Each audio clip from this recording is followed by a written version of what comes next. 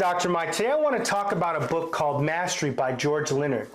Now, Mastery is an amazing book because what George does is he gives you a description of what mastery is. He says it's something that really can't be defined. We all know what it is when we see it, but we don't really have this pure definition of what it is. But he also tells us that mastery comes from hours and hours of training. But the reality is mastery is a journey. It's something that you're never truly going to arrive at. And if you read anything on samurais, what you'll find out is that they really recognize mastery is something that you're never going to arrive at either.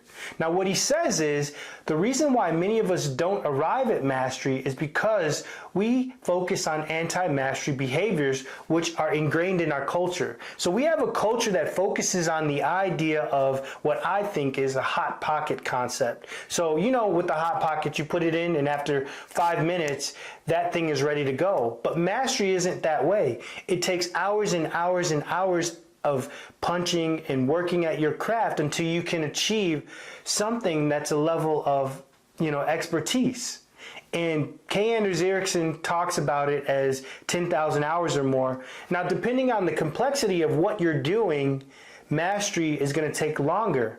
But the reality is mastery is an illusion.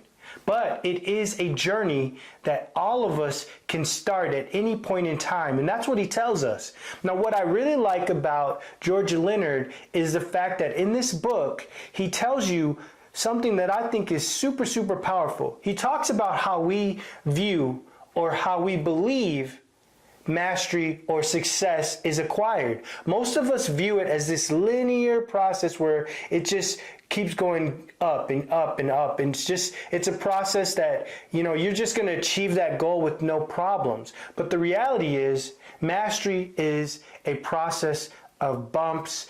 You're going to have plateaus. So those plateaus are the places where you grow the most. But most of us don't achieve mastery because we do not want to stay on the plateau long enough to overcome whatever it is that's keeping us back from taking it to the next level. Now, I don't know if that's you. I don't know if that's how you view life or if that's how you view the process of developing a skill.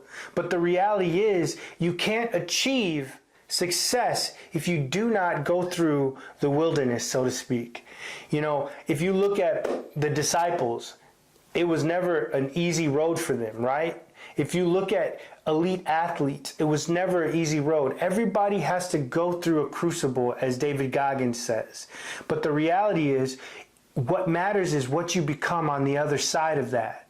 And on the other side of the plateau is greatness. So one of the most important things that I want you to think about is the fact of this. Do you view mastery as a linear process, or do you view it as a long-term pursuit where you never truly arrive, but in the process you learn to embrace and love the plateaus because that's where the growth is?